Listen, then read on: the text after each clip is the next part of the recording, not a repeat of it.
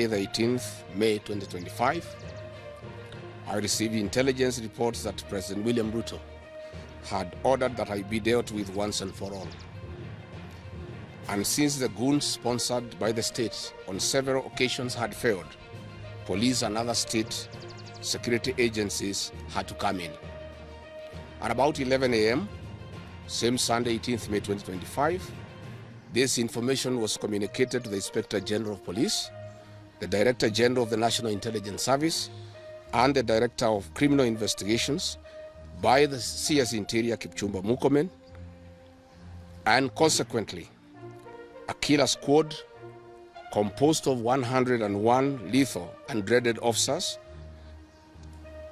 from the Administration Police and seconded to the National Intelligence Service, accompanied by officers from the DCI, the Anti-Terrorism Police Unit, the General Service Unit, and the regular police were deployed.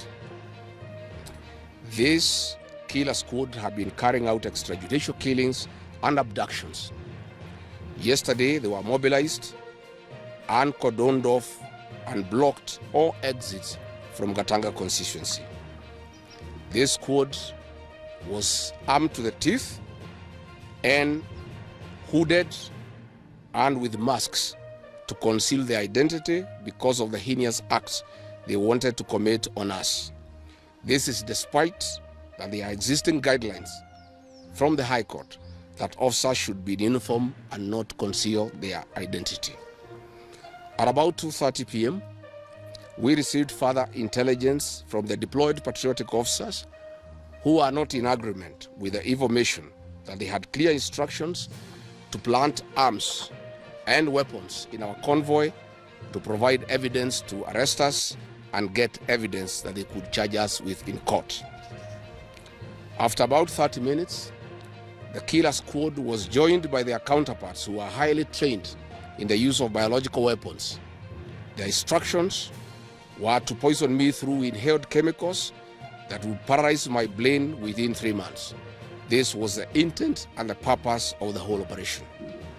My team and I sought alternative routes as guided by the deployed security personnel, majority of whom are our supporters and opposed to what is going on.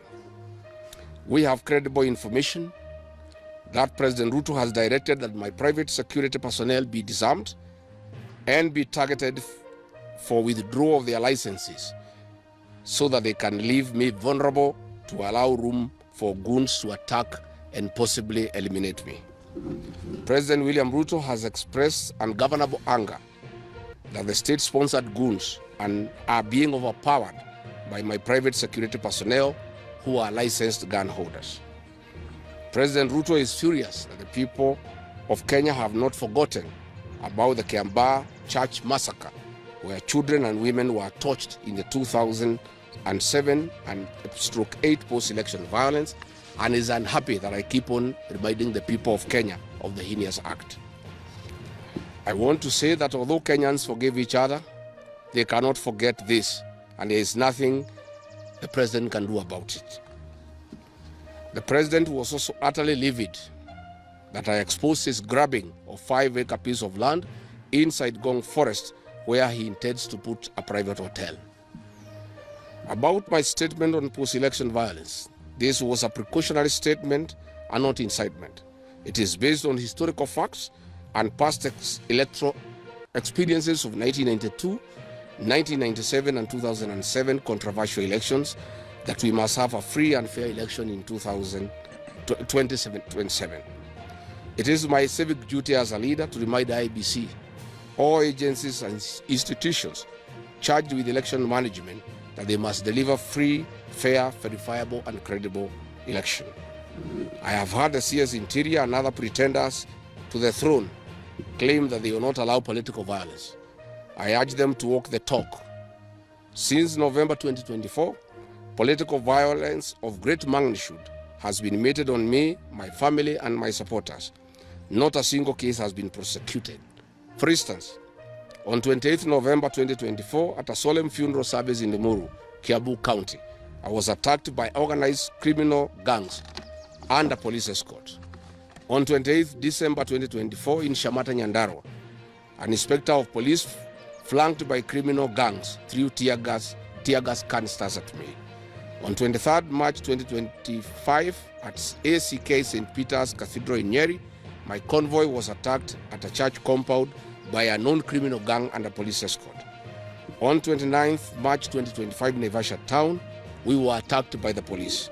On 6th April 2025 at a church service in Mwik, PCA, hooded goons attacked us inside the church. We dismiss with contempt the loose talk by CS Interior that during the DCP party unveiling, where goons dared to cause chaos were fighting for handouts from us. These were state-sponsored, but fortunately, they were overpowered by security personnel and supporters. The CS has given instructions that instead of arresting the said goons, they disarm my security personnel to give goons free access to me and my supporters in future occasions. Let it be known that our party DCP has organic support, and we do not pay supporters to attend our meetings the way the government is doing to people to attend their meetings. Finally, let me assure the planners of this violence that you will not stop the cause of the people of Kenya. The one-term movement and the DCP party popularity will not be stopped and will not be slowed down. The cause to liberate Kenya is not about Rigathi Gachagua. All the leaders with me. Wasting time and resources to stop me is a zero-sum game. The people of the Republic of Kenya have said that lies must stop, roads must be built, corruption must stop, abductions and extrajudicial killings must stop, education and health systems must work. They are some of the things that are making the people of Kenya restless. We are putting our supporters on high alert that they have the right to express their frustrations if injustice is meted on us. My supporters and I will not be cowed or intimidated by the use of the criminal justice system to manage politics. The drama of waylaying us on roads should be stopped.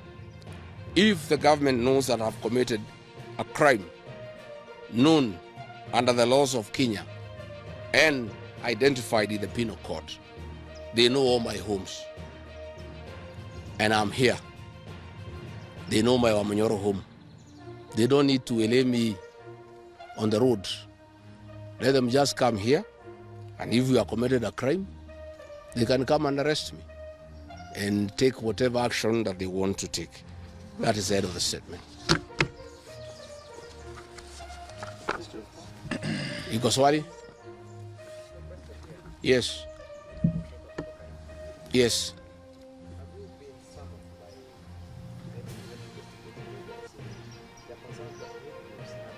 I have not been summoned by anybody, and I'm waiting if there is any summon.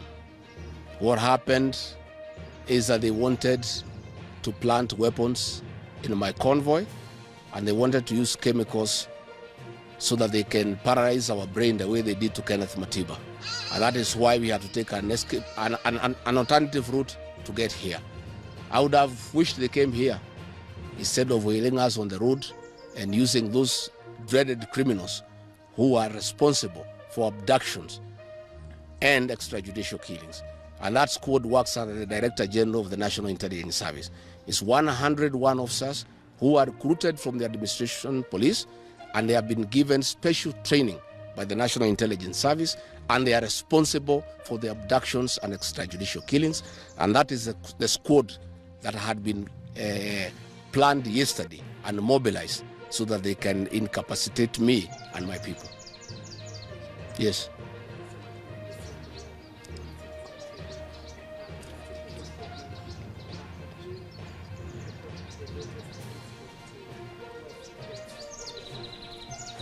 Report to who? These are the same people who want to kill me. How do you report to the people who are planning to poison your mind so that the brain can be paralyzed and then you become a vegetable? I cannot report. And I wrote to the Inspector General of Police and the Director of Criminal Investigations. Instead of answering the issues I had raised, told me to report to the next police station. Yet all these things have happened under the cover of the police. So it is useless to go and report to the police. That is why I'm talking to the people of Kenya, so that if anything happens to me, President William Ruto must be held accountable. And I want to say, when they hounded me out of office, I pleaded with my supporters to stay calm and express their displeasure by singing.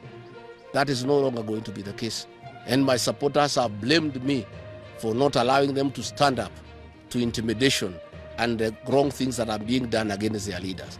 Therefore, our supporters are on high alert, and they will be part of the leadership and ourselves who will be resisting impunity and intimidation by William Ruto and the government.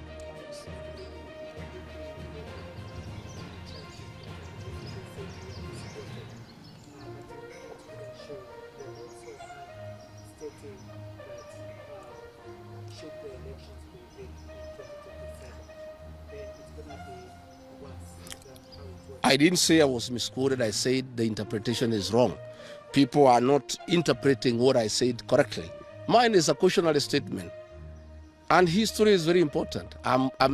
During the finance bill of 2024, I did caution President William Ruto and the cabinet that it will bring problems because I listened to the people of Kenya. When a member of parliament from Rift Valley says that even if the votes are not enough, they will know how to manufacture them. When another leader from Rift Valley say they can rule for 24 years. These are the things that have put the people of Kenya on notice, and people are speaking.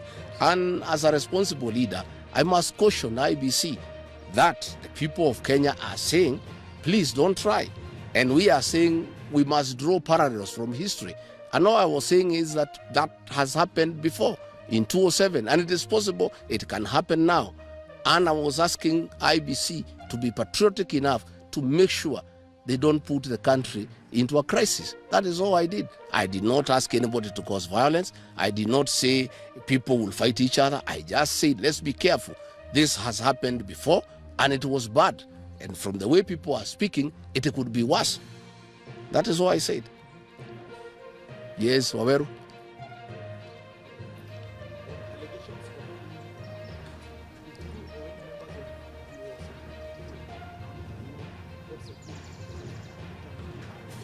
No, I am a licensed firearm holder. I've been licensed as a firearm holder from 1995. Officers who helped me are licensed firearm holders within the provisions of the law. We don't carry any illegal weapons. In this country, civilians are allowed to have firearms. And since the government withdrew security around me, and there has been so many attacks against me, it was my responsibility to put up a team of civilian firearm holders to escort me around. And there's nothing that is illegal, and there's nothing that is wrong. Tumesikizana? Asanteni sana.